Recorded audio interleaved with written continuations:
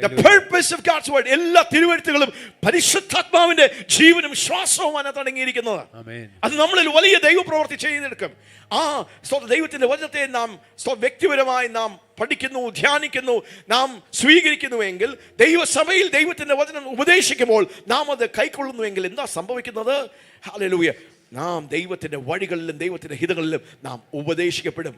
ദൈവത്തിന്റെ മനുഷ്യൻ ഹല്ലേലൂയ വക പ്രാപിച്ച് സകലത്തിലും hallelujah തികഞ്ഞവനാകേണ്ടതിന് ഉപദേശത്തിനും ശാസനത്തിനും ഗുണീകരണത്തിനും നീതിയിലെ അഭ്യസനത്തിനും പ്രയോജനമുള്ളതാണ്. That the man of God may be perfect, thoroughly furnished for all good works.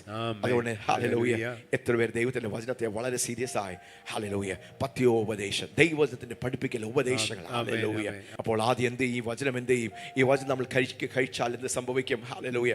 വചനം നമുക്കറിയാം, അത് മായമില്ലാത്ത പാല. അത് ക്രിസ്തുവിന്റെ ആദ്യ പാഠങ്ങൾ. ഹല്ലേലൂയ.